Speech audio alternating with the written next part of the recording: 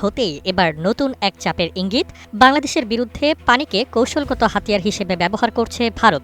এমন অভিযোগই এখন জোরালো হচ্ছে নীতি নির্ধারক ও পানি বিশেষজ্ঞদের কণ্ঠে। ঢাকার পক্ষ থেকে বারবার পাঠানো কূটনৈতিক চিঠি ও আলোচনার আহ্বান কার্যত উপেক্ষিত থাকায় প্রশ্ন উঠছে, দিল্লি কি সচেতনভাবেই বিষয়টি ঝুলিয়ে রাখছে?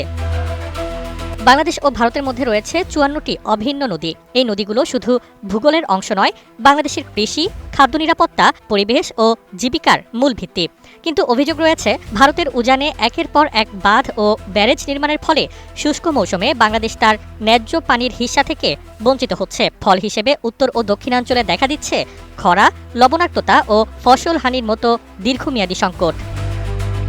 বাংলাদেশের পানি সংশ্লিষ্ট কর্তৃপক্ষ বহুবার যৌথ নদী ব্যবস্থাপনা ও চুক্তিভিত্তিক সমাধানের আহ্বান জানিয়েছে। যৌথ নদী কমিশনের বৈঠক, উচ্চ পর্যায়ের আলোচনা সবকিছুর প্রস্তাবই এসেছে ঢাকার দিক থেকে, কিন্তু বাস্তবে কার্যকর কোনো অগ্রগতি নেই। দিল্লির পক্ষ থেকে সিদ্ধান্তমূলক আলোচনার পরিবর্তে বিষয়টি সীমাবদ্ধ রাখা হচ্ছে কারিগরি পর্যায়ের অস্পষ্ট কথাবার্তায়। আরেকটি বড় উদ্বেগ বর্ষা মৌসুম।